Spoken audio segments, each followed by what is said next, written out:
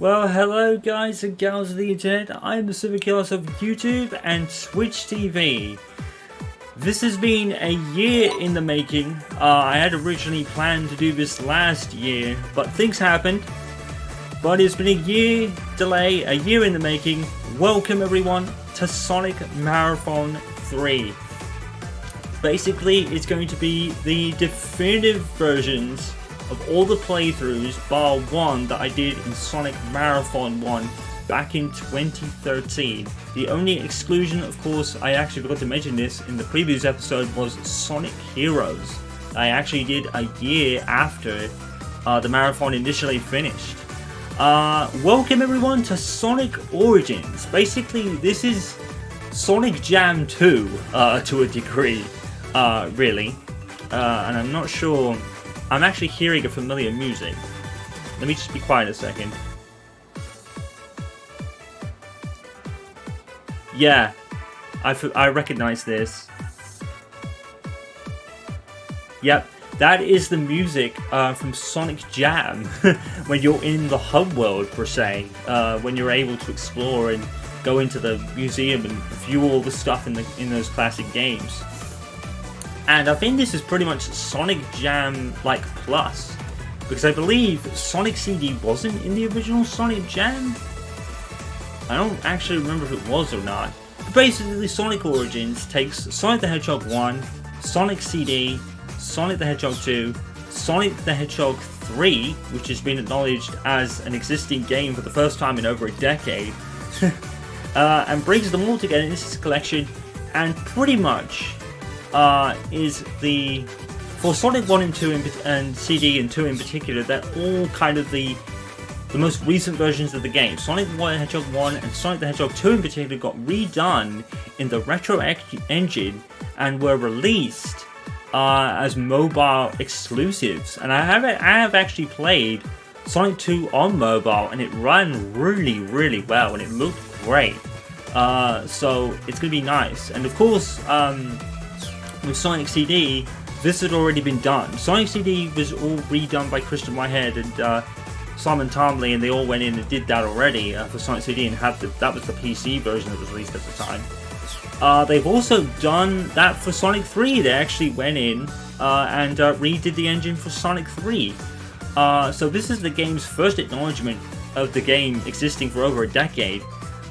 Since it came out on Xbox Live Arcade as a two-parter with Sonic 3 Knuckles. Now, of course, we know really the reasons why, all the legal kind of stuff that surrounds this game, and the fact that Michael Jackson worked on the soundtrack of the game, which I think was acknowledged by Yuji Naka very recently, actually, that Michael Jackson did write some of the music for the game.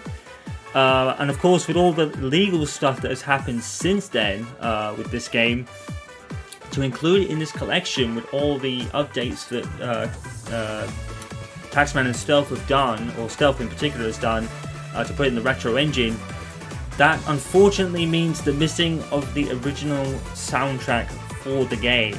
Now, I'm not going to go into it, but my feeling is, I'm not really going to go into it, actually. I do have kind of feelings about it, like, I'm not sure why. When the game's been out for so long and released a couple of times on different platforms since the initial release in '93, I sort of get it and I sort of don't, would be my view. But obviously that means the changing of the soundtrack, but to be honest guys, if it means that it can be part of this collection with all the new stuff, I'm all for it. And to be honest, I think only Ice Cap, Launch Base, and Casino Night will be the only changes to the game because of various stuff involving Michael Jackson when he initially wrote the music for the game. So that's not a big loss to me. I like these islands in the background. I like that. It makes them look really nice and really colourful. I like this. And actually, have you noticed like the models? Like that Sonic model there, it's pretty much classic Sonic from Generations, and that's classic Tails from Generations as well. So nice nod to Sonic Generations of this collection. I like this. I like this a lot. So mission mode is basically mission modes, and this is a reference to Sonic Spinball of all games. Can you believe that? I'll explain why story mode is kind of a bit partially done already in a second, but we'll just double check the settings.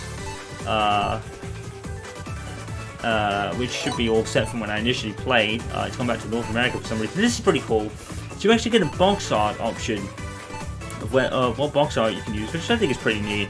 I like that idea. We'll put it to Europe, because that's going to be me.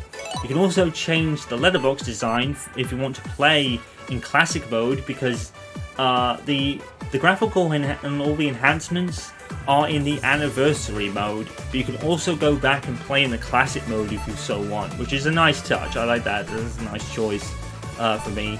All these letterboxes look pretty cool. I like all of these. I think I'm going to stick with... I am going to play this in classic mode, not for the playthrough. I'm going to do it in a different way.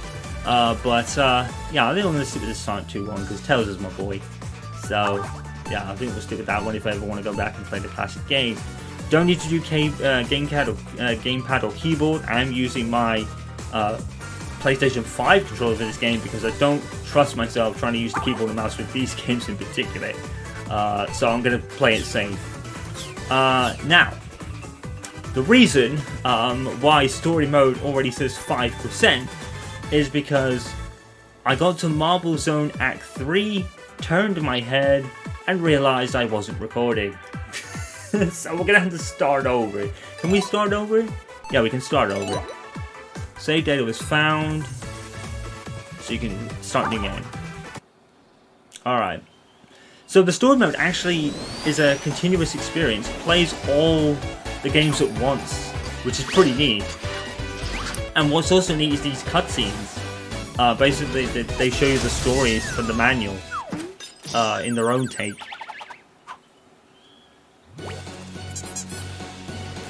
I mean, these cutscenes look gorgeous, to be fair. I'm not sure like how much they're going to be, but it kind of gives you some like intros and then maybe I think even outros to the stories and stuff. It's a pretty nice touch. That's pretty cool, and you can see Green Hill Zone in business there. Alright, so here we go. Sonic Marathon 3. Now, we're going to start with Sonic 1. We're going to play it in the story mode because that will, I think the games will play in chronological timeline canon order if we do that. So that's another reason why I've picked it, and I've already fucked up. Don't worry, we can recover. Now, the big thing is the coins you see at the bottom of the screen. In the anniversary mode, they don't have lives, they have coins instead. God dang it. And basically what the what the coins do is they give you the opportunity to retry the special stages if you fail, which I'm going to very much need, especially in Sonic CD. I would have thought. Yes, I am recording. I just thought I'd check that over again just in case, because I don't want to do what I did was earlier. So yeah, you basically get 100 coins off the bat. Now, I bought the deluxe edition of the game, so that's probably why I got some extra coins on board. Those shields are going to be very important now. They're going to be very important. Because obviously we need to get to the end of the stage to get 50 rings. Whoa, there's a lot of fucking bullets flying that shit. Did you see all that? Now, the cool thing in Sonic 1 is that they added a spin dash, which is pretty cool. Oh, god dang it. I only need one more ring. There we go. So they added the spin dash to Sonic 1. I'm not sure if they did that for the classic mode. Maybe for the classic mode they took it out, which would be cool. But it's kind of a brand new way to play the game, which I like. I've got an achievement ring collector. It's probably following on from the last time I recorded. Alright, so the first Chaos Emerald, of course, in Sonic 1 there are 6 Chaos Emeralds instead of 7, so that makes it slightly easier. One thing I noticed during my original recording that I didn't record is that the special stage controls are kind of difficult. Hitting the bumpers hits you with a lot more force than I originally thought. Now, shit, oh god. I say that, and it's not like I remember the original right off the top of my head. I want to get some rings here because apparently... Shit.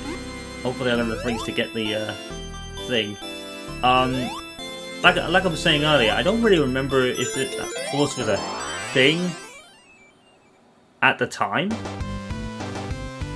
So I don't really remember that, but it seems to be a lot more forceful than I thought, but we did well. And if you get a coin bonus, you actually get 3 coins, I guess, for picking up a continue, which would be continuing like the classic game, but because we're not playing that, it gives you the coins instead. So now we've got 111, that's sweet. And we didn't waste one, so because in my first go, I actually lost 1 or 2, so I've already bettered myself, which is good. But it was like I said in the Seven Kills previous. I haven't mastered them, but I do remember them. That was a very bad move on my part. I should have not taken that risk. That was a real risk that I shouldn't have taken. Is that a coin thing up there? There's some rings up there, so I might try and get that. Yeah, there's a coin up there, so that replaces the lives with the coin. I wonder if with the spin dash I can actually... Oh shit, didn't jump.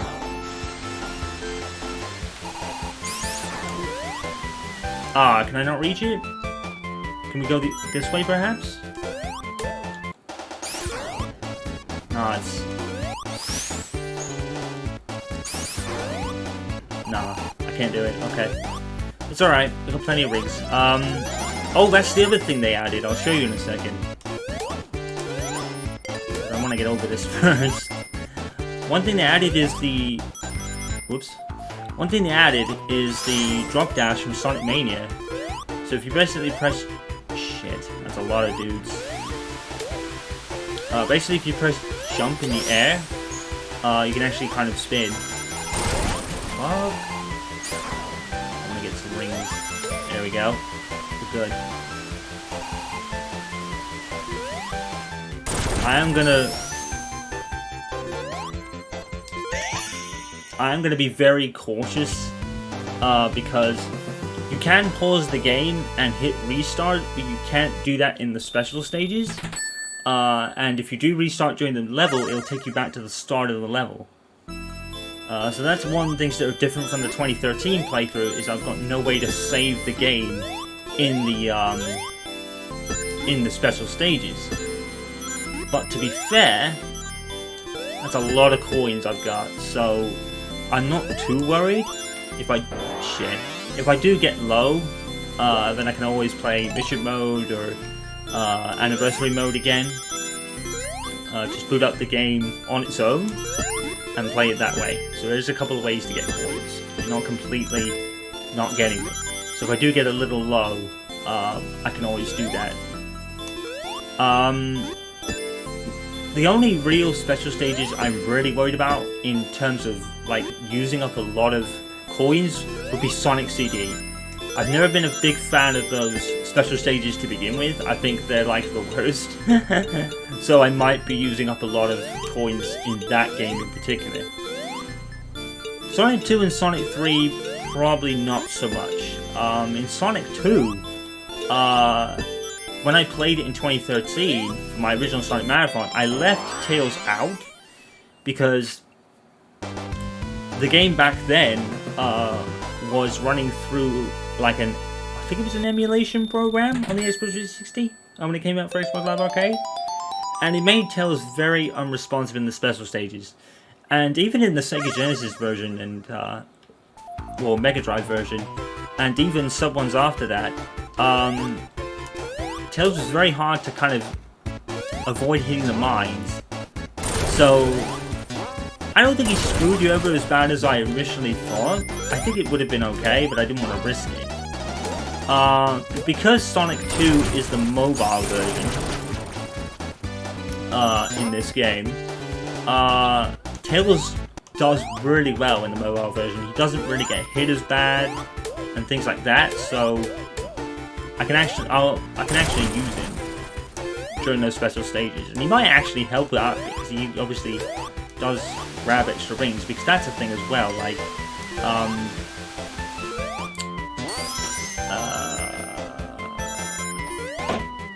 when you play as Sonic and Tails, it actually increases the ring count a little bit. I'm gonna just go now. Fuck it. Oh, yes. I'm proud of that one.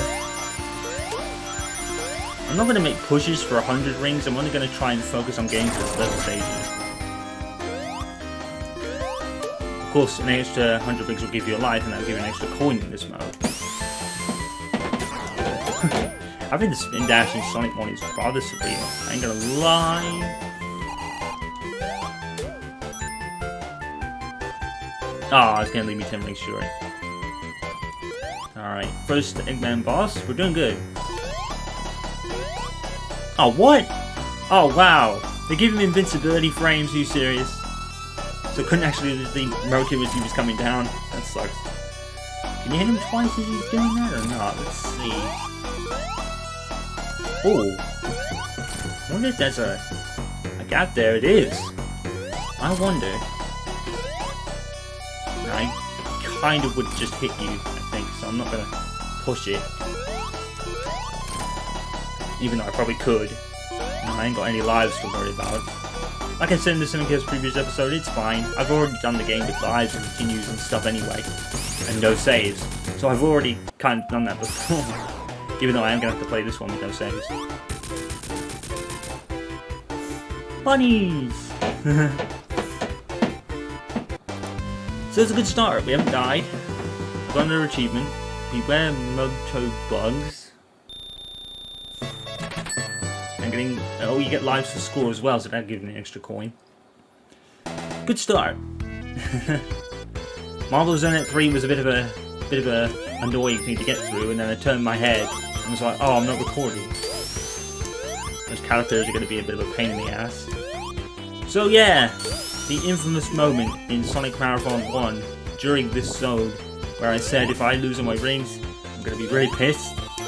And I jumped into the next lava pit and lost all my rings. I will be keeping these playthroughs. I will be keeping those playthroughs up. By the way, if anyone's wondering, I will be keeping those classic runs up just to, like, so you can see the difference. I don't know how different it's going to be in terms of gameplay, but an overall performance. We've got a lot more games this time. You know, we've got Sonic Adventure 1 and 2 in this one. We didn't have that in the last one, like the first marathon. I did 2 marathons, if you remember, which I actually completely forgot about to mention. I did a second Sonic Marathon that included having Sonic Adventure 1 and 2 on Twitch TV. I streamed, and oops. Oh, spin. I really don't want to risk it. There we go, that's shield back. So yes, if you die, you get sent back to the last signpost. Very much like the classic game. But yeah, I did Sonic Marathon 2 where I streamed all like the more modern Sonic games, like Sonic Generations and such.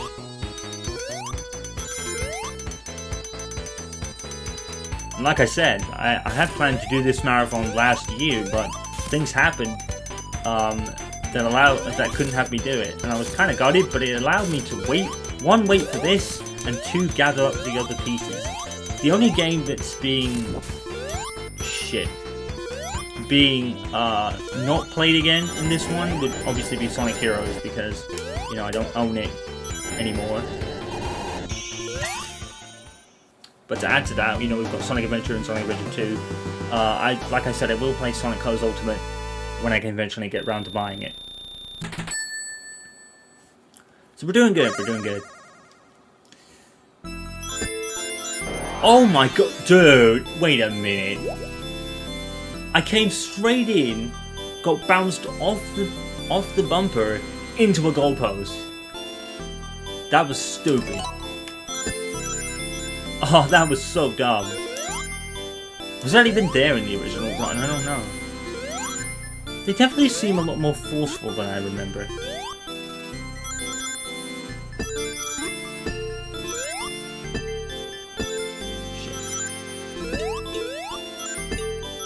I mean, to be fair, right?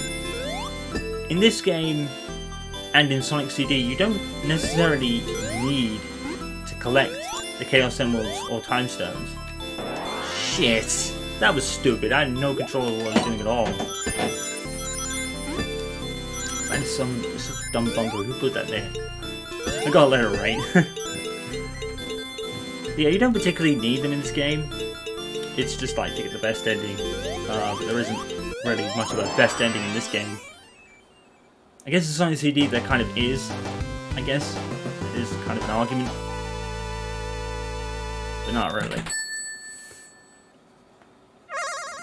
Alright, so we lost a couple of coins there, but it's all good. Getting the emerald is the most important at this point. If I can get through Sonic CD without losing too many coins, then I'm good.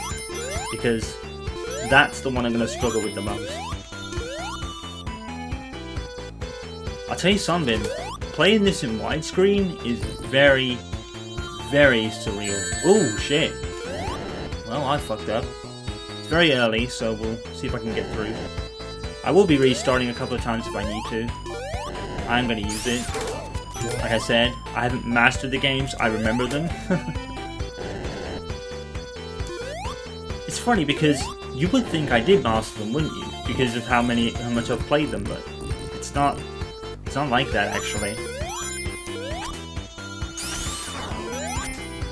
Spin Dash and Sonic 1, that's weird, man.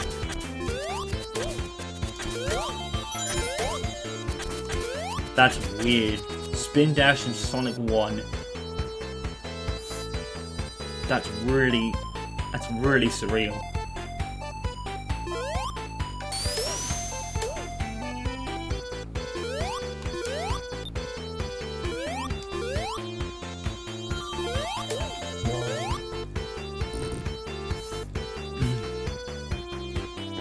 A lot of people have been really complaining about this game in various terms.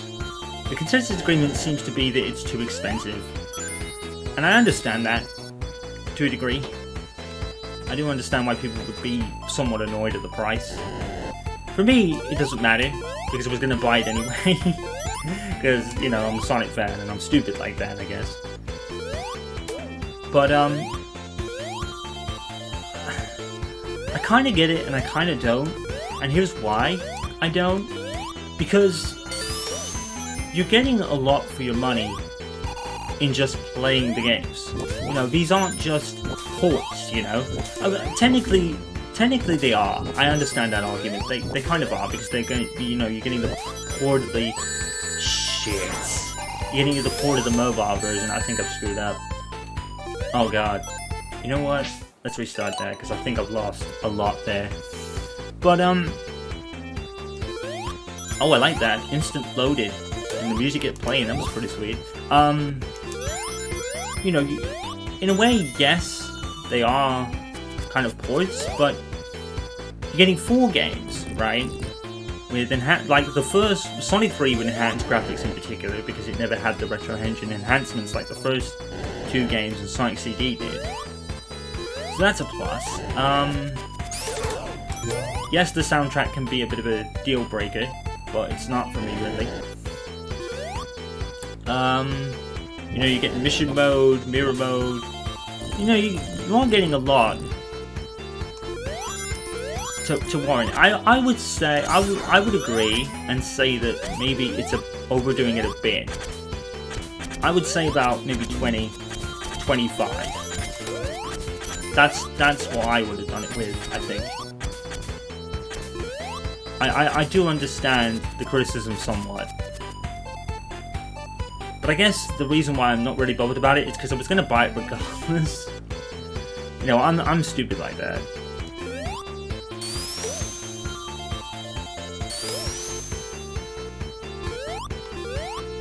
I also budget well, I guess. So, you know, so I'm able to plan ahead.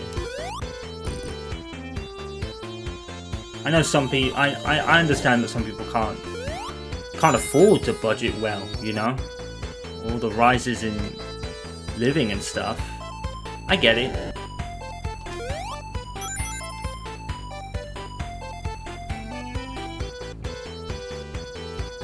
And I guess I agree with the argument that, you know, these games have been released and re-released so many times on like almost every platform you could think of. So I guess I get that argument. But like I said, I was gonna buy it regardless. I'm a Sonic fan. You know, I'm dedicated, so there's that. Yes, I am recording. I'm so fucking like panicking about that now. Oh, shit, I did it again. That's what I did last time. Now I've got to be careful. Fuck. I shouldn't be taking these many risks. Oh, I almost got hit. That was lucky. Jesus. That was like an enemy off screen. Well, that sucked. Let's play on. Oh yeah, I forgot about this down here. Shit, I didn't need to restart. Oh well. There we go. We got 20 there. That'll do.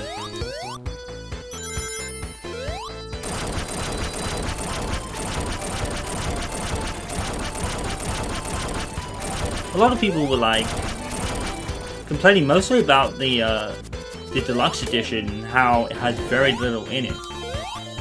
And like I said, I agree with that, but at the same time, it's like, you don't have to buy it. A lot of people think with DLCs and deluxe editions, it's compulsory to buy it, and it's really not. I kind of don't get that anger sometimes. You know, people kick up a fuss about deluxe editions and how they're overpriced. It's like, dude, you don't have to buy it. You're not like compelled to buy it. Some would probably say, you know, that they give you like early access and stuff. But again, I think I'm gonna have to restart. I don't think we've got any more rings here. Oh, that's gonna suck. I'm gonna be 6 short. But yeah, you're not compelled to buy. You're not it's not compulsory. You don't have to buy it. You don't want the deluxe stuff, don't get it. And just wait for the game to come down in sale. Everyone, there was even some criticisms of there not being a physical copy, and I was like, dude, yes, there are people that buy physical copies, but these days, it's not rare, I guess. And like I said, there are some people that still do it, and I understand that, but at the end of the day, it's getting less, you know? Digital's a lot easier these days. And I don't think we're going to be too far along before digital becomes a mandatory, well, not a mandatory thing, but you know what I mean, like, it's just going to become a thing. In some cases, it already is. For me, I don't buy physical stuff anymore. I haven't got anywhere to buy physical stuff where I'm living right now, so there is that, I guess. That's a valid reason.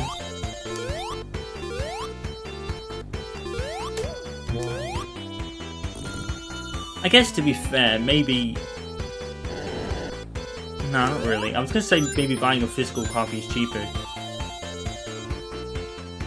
But it's not. I don't think it really matters. But yeah, it's just like, I don't get it. I guess I'm just different from others. You know, everybody has their own personal tastes. I get that.